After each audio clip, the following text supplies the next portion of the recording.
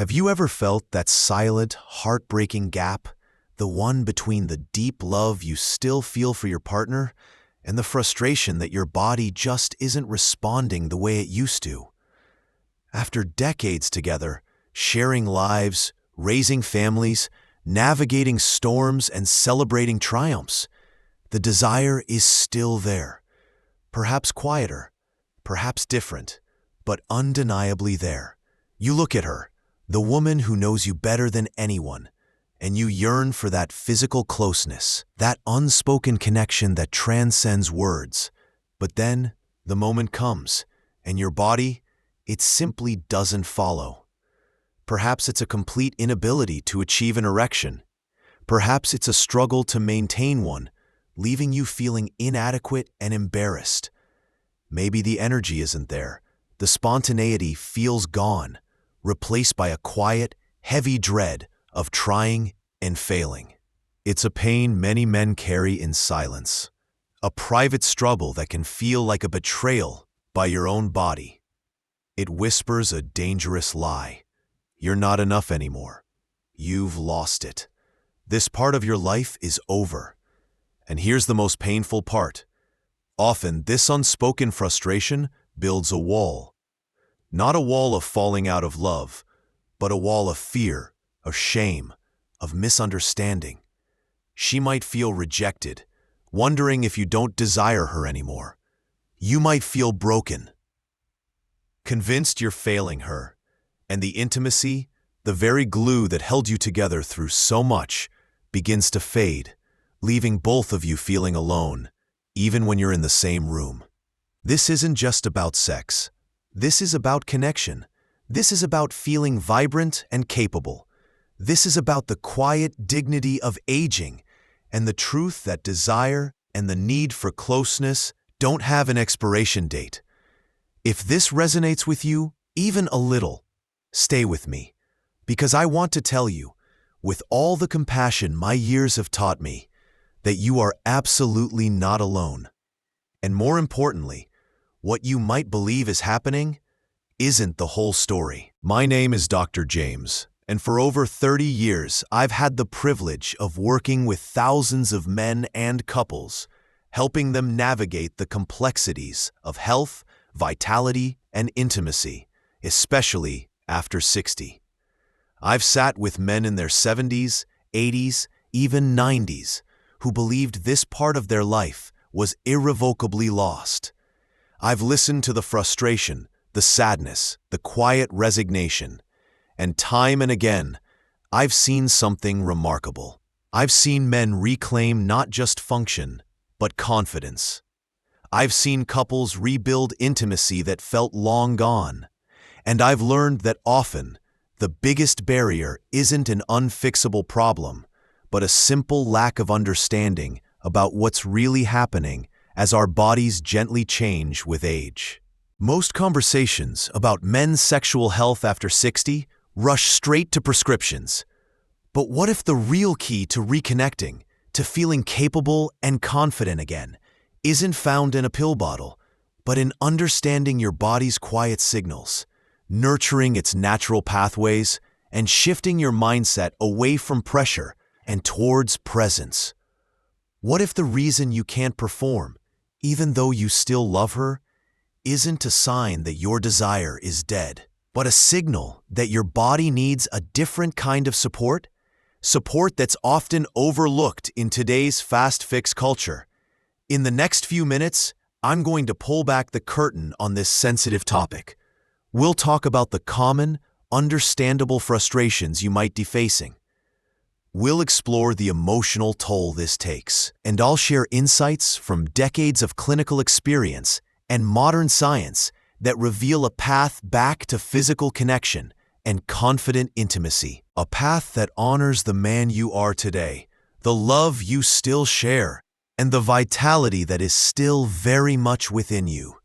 This isn't about turning back time.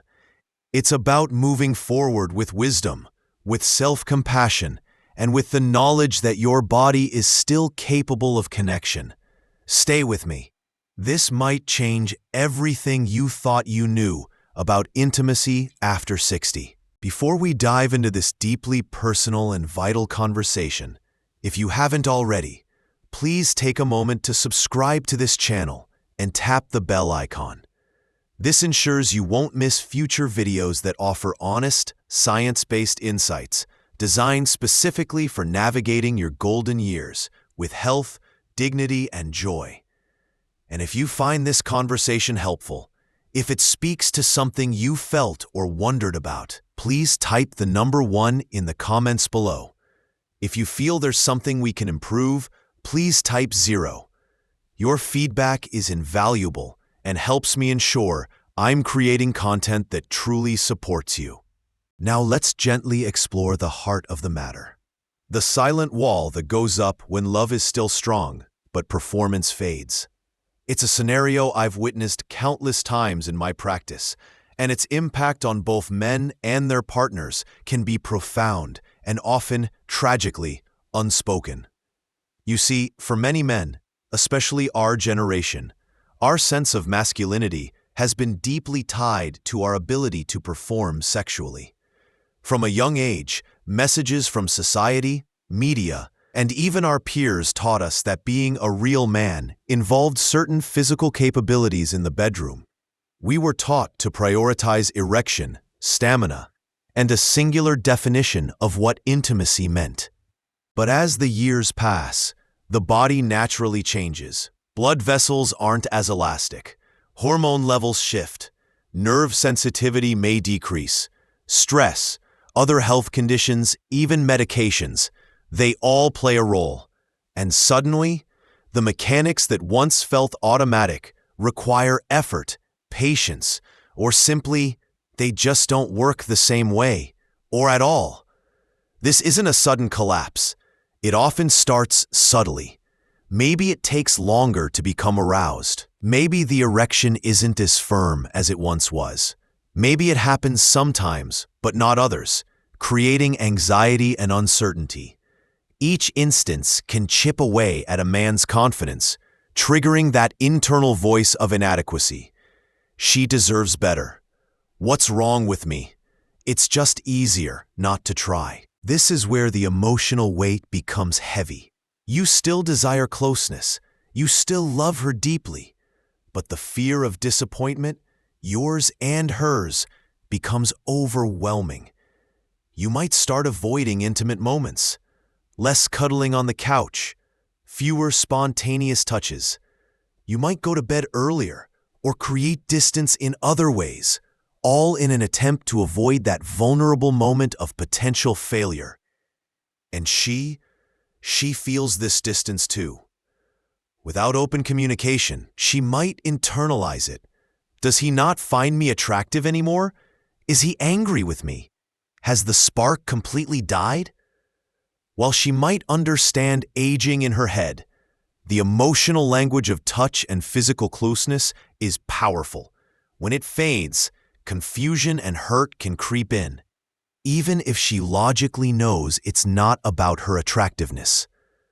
The tragic irony is that the very love that still exists becomes overshadowed by the unspoken frustration and fear around physical performance. A problem that is often rooted in physiology and mindset, not affection. This creates a silent epidemic of loneliness within relationships that are otherwise loving and connected. Couples who have built a life together suddenly feel a chasm growing between them, born not of conflict, but of quiet struggle and misinterpretation. I think of the countless men who've sat in my office, their eyes reflecting years of this unspoken pain. They talk about feeling like a disappointment, like they've lost a fundamental part of who they are, not just as a sexual being, but as a man capable of physically connecting with his partner. They grieve the ease, the spontaneity, the confidence they once had. And what most of them don't realize is that this isn't the end of the road. It's just a fork in the path, a moment that requires a different kind of understanding, a gentler approach, and a powerful shift in focus. Because the truth is, your body isn't broken beyond repair. It's simply asking for a different kind of attention. It's signaling that the pathways of circulation and sensation need nurturing in new ways. And the performance anxiety? That's not weakness. That's a learned response that can be gently unlearned. Let me share a story with you. A story that changed my perspective and showed me the true depth of this challenge and the powerful possibility of overcoming it. His name was Arthur, a man in his late 70s, married to his wife Clara for over 50 years. Their love was evident in the way they spoke about each other, the comfortable silence they shared, the gentle way Clara would sometimes rest her hand on Arthur's arm as he spoke. But Arthur came to see me alone. He was a proud man, a former engineer, used to fixing things. He spoke slowly, choosing his words carefully, the frustration simmering beneath the surface. "Doctor," he began, his voice quiet, "Clara and we've always been close, intimate. It was part of us. Even as we got older, less frequent maybe, but still there. But for the last few years," he trailed off, looking away, a deep blush creeping up his neck. "It just doesn't work anymore," he finally managed, his voice barely above a whisper. "The desire is there. Good heavens, the desire is still there. I look at her, I want to hold her close. I want that feeling. But when we try, nothing. Or maybe for a moment, and then it's gone." He described the cycle, the anticipation, the hope, the effort, followed by the crushing disappointment. He felt like a failure. He started avoiding intimate moments altogether, making excuses, finding reasons to stay up later, to go to bed after Clara was asleep. "She doesn't say anything," he told me, his voice thick with emotion. "She's so understanding. She says it doesn't matter, that our love is more than that. And I know she means it. But I see a little sadness in her eyes sometimes. And I feel it in myself, like I'm letting her down, like I'm less of a man. After 50 years, doctor, I feel like I'm failing the woman I love most in the world." My heart ached hearing his words. This wasn't a man who had lost desire. This wasn't a man who didn't love his wife.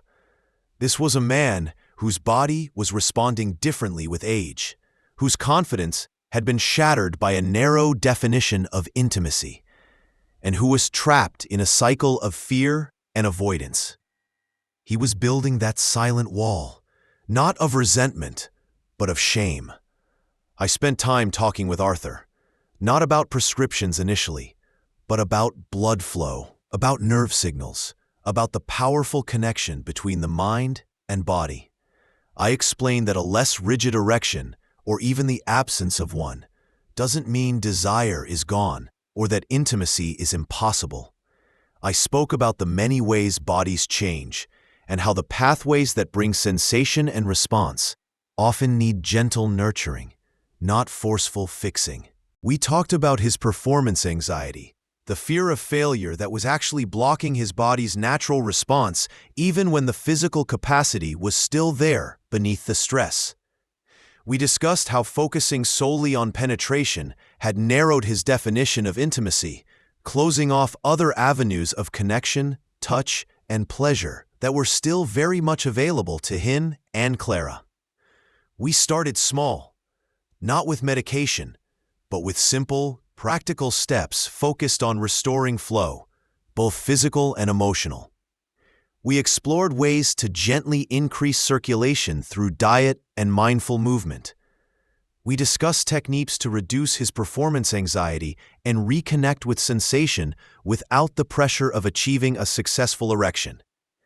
And we talked about the possibility of redefining intimacy with Clara, focusing on touch, closeness, and pleasure that wasn't centered around penetration. It wasn't an overnight miracle. It took patience, practice, and open, sometimes difficult conversations with Clara. But gradually, over several months, I saw a transformation in Arthur. It wasn't just physical.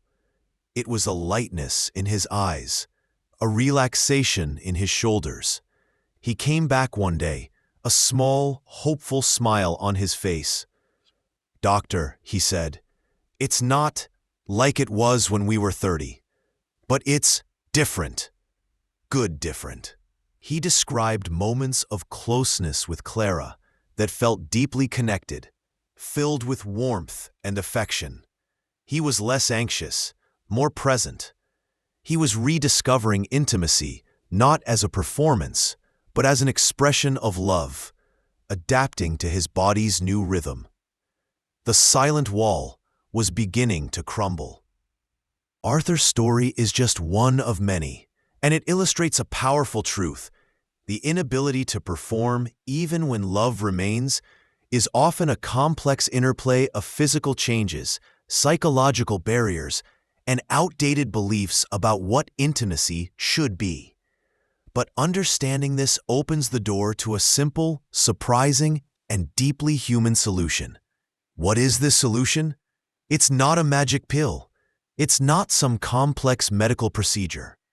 It's the understanding that often the core issue isn't a broken part, but a system that needs support. Specifically, it needs rekindling your body's natural flow, physically and emotionally. Think of it like this. As we age, the intricate network of pathways in our body, our blood vessels, our nervous system, even our hormonal signals, can become a little less efficient. It's like pipes getting narrower or signals getting weaker. This is perfectly natural, but it directly impacts your body's ability to achieve and sustain arousal, which relies heavily on robust blood flow and responsive nerves. If the blood can't flow freely, the physical response is inhibited. It's the nervous system isn't receiving or sending signals effectively. Sensation and arousal are dulled. And if your mind is flooded with anxiety about performing, that stress response actually constricts blood vessels, creating a self-fulfilling prophecy of failure. The surprising solution is to work with your body and mind to gently nurture these pathways. It's about enhancing circulation in a targeted way, calming the nervous system, and retraining your brain to connect pleasure not with pressure, but with presence and touch. It's about focusing on flow and feeling, rather than just function.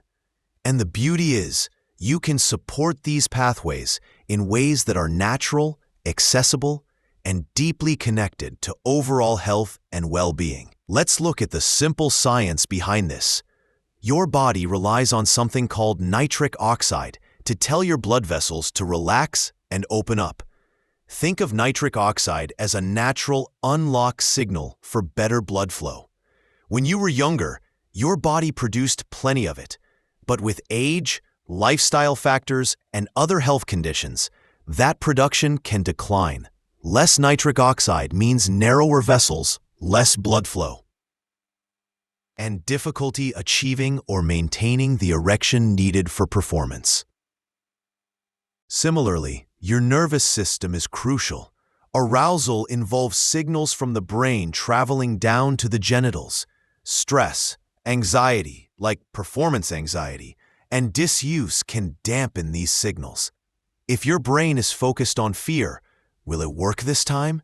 Instead of focusing on sensation and connection, the signal gets scrambled or blocked.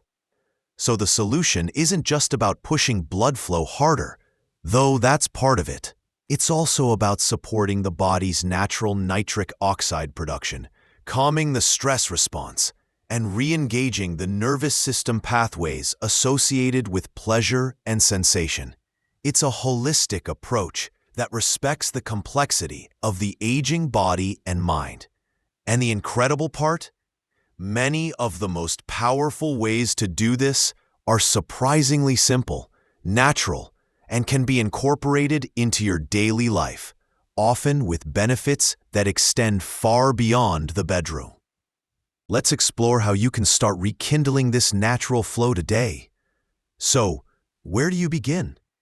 How do you move from the frustration of still loving her but can't perform to reclaiming that physical connection and confidence? It starts with gentle, intentional action, addressing both the physical pathways and the emotional barriers. Let's look at 3 key areas to focus on. 1. Nurturing your body's flow through nutrition. Remember how we talked about nitric oxide and blood vessels? You can actively support your body's ability to produce nitric oxide and keep your blood vessels healthy through simple dietary choices. It's not a magic bullet, but consistent nourishment builds a strong foundation for circulation. Certain foods are remarkably rich in compounds that help with this. Nitrate-rich vegetables. Foods like beets, spinach, and leafy greens are powerhouses. Your body converts the nitrates in these vegetables into nitric oxide, helping to relax and widen blood vessels. Think of them as natural flow boosters. Adding a handful of spinach to your eggs, incorporating roasted beets into a salad, or even a small glass of beet juice can make a difference over time. Antioxidant-rich fruits. Fruits like pomegranates, berries, especially blueberries and strawberries, and citrus fruits are packed with antioxidants and flavonoids that protect your blood vessels from damage and inflammation, keeping them flexible and responsive. Pomegranate, in particular, has been studied for its ability to enhance nitric oxide production. These fruits support the long-term health of your circulatory system, ensuring the pipes stay clear and flexible. Healthy fats. Sources like avocados, olive oil, and nuts provide healthy fats that support overall cardiovascular health and can help reduce inflammation, further assisting healthy blood flow. Making small, consistent changes to include these foods isn't just good for your heart. It's fueling the very systems required for arousal and physical responsiveness. It's treating your body with care, providing the building blocks it needs to function optimally, including in the most intimate moments. 2. Reconnecting with sensation and calming the nervous system. This is where we gently address the performance anxiety and the potential for nerve desensitization that can happen over time or with disuse. Often, the fear of failure makes your body tense up, counteracting any physical readiness. Reconnecting with your body's ability to feel pleasure without the pressure of a specific outcome, like a rigid erection, is incredibly powerful. Mindful self-touch. This isn't just about masturbation aimed at quick release. It's about exploration and reconnection. Take time in private, perhaps 2 or 3 times a week, in a relaxed setting. Focus on sensation throughout your body. Inner thighs, lower abdomen, chest, neck, and gently explore how your body responds. Use lubrication generously, as natural lubrication can decrease with age, and discomfort is a major barrier. The goal isn't necessarily climax or a perfect erection every time. The goal is to feel, to rediscover what brings you pleasure, to remind your nervous system that these pathways are still alive. This helps break the performance loop and rebuilds confidence in your body's capacity for pleasure on its own terms. Deep breathing and relaxation techniques. Before moments of potential intimacy, or even during your mindful self-touch sessions, practice deep, slow breathing. This activates your parasympathetic nervous system, the rest and digest system, which is essential for arousal. Stress and anxiety activate the fight or flight system, which shuts down non-essential functions like sexual response. Learning to calm your mind and body deliberately can unlock the physical potential that's being blocked by stress. Focus on non-performance touch. Spend time with your partner focusing purely on touch, cuddling, massage, kissing, and other forms of physical affection that have no expectation of leading to intercourse. This rebuilds emotional connection through touch, reminds both of you that physical closeness is valuable in itself. and allows your body to relax and potentially respond naturally without the pressure. Open communication and redefining intimacy together.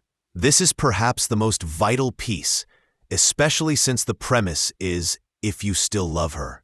Your partner needs to understand what you're going through, and you need to feel safe and supported, not judged. Have the conversation. This is hard, but necessary. Choose a calm time to talk openly and honestly with your partner about your frustrations, your fears, and your desire to find a way through this together. Express that your difficulty is not about a lack of love or desire for her, but about changes in your body and perhaps your own anxiety. Educate each other. Share what you're learning. Help her understand the physiology of aging and circulation. Learning together removes blame and fosters teamwork. Explore intimacy beyond intercourse. Discuss together how you can maintain physical closeness and pleasure in ways that work for both of you right now. This might involve prioritizing foreplay, using lubricants or supportive tools, exploring mutual massage, or simply focusing on cuddling and affectionate touch as fulfilling intimate acts in themselves. Redefining intimacy doesn't mean settling. It means adapting and finding new ways to connect that honor your bodies as they are today, built on decades of shared love and understanding. This might feel like a lot, and I want to be clear, you don't need to do everything at once. The most powerful journey begins with a single step. So I invite you, right now, to choose just one small action from what we've discussed. Maybe it's simply deciding to add a handful of spinach to your plate tonight.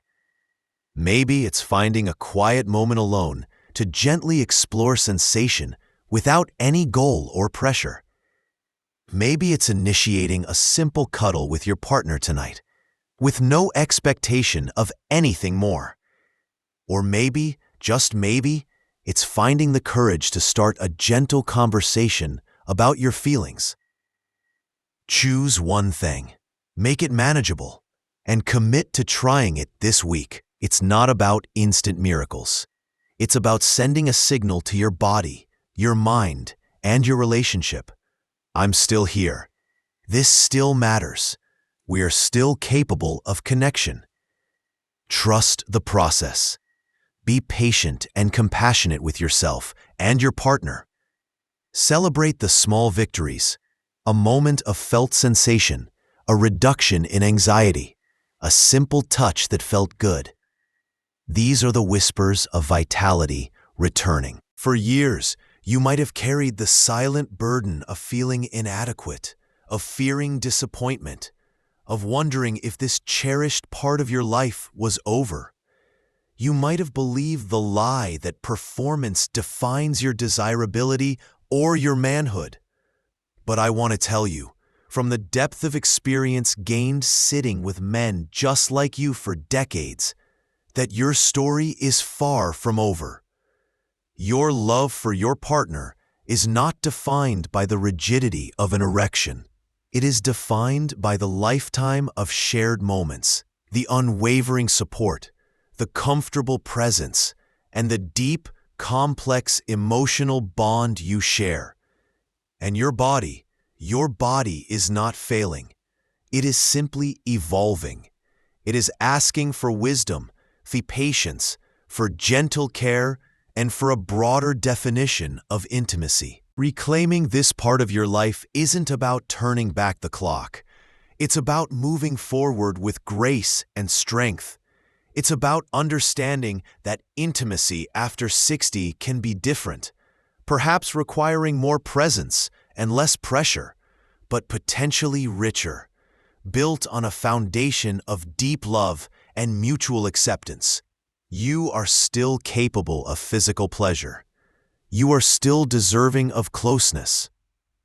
You are still a man capable of expressing love and desire in ways that are meaningful and fulfilling. The silent wall of shame and fear doesn't have to stand. You can begin to dismantle it. One small act of self-care, one honest conversation, one gentle touch at a time. Your best days of connection, of feeling vibrant and whole, may not be behind you. With a little understanding, a little patience, and a willingness to nurture yourself and your relationship in new ways, they may very well still be ahead. You deserve to feel good again. You deserve to feel capable. You deserve to share physical closeness built on the enduring love you still feel. It is never too late to reclaim your right to connect, to feel, and to thrive.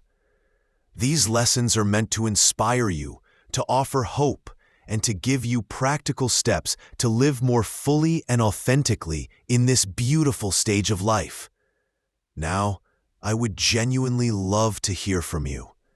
If this message spoke to you, if you learned something new, or if you feel a sense of hope, please take a moment to share one thing you've learned, or one small step you plan to apply in your own life in the comments below. Let's create a space where we can support each other on this journey toward embracing these truths. If you found this video helpful and meaningful, please leave a comment with the number 1.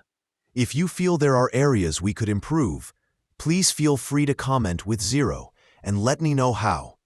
Your feedback is incredibly valuable to me. Don't forget to like this video if it resonated with you, share it with someone else who might benefit, and subscribe to our channel and tap the bell icon for more content like this. Thank you for watching. Thank you for your openness. And here's to living life and loving fully on your own terms, no matter your age.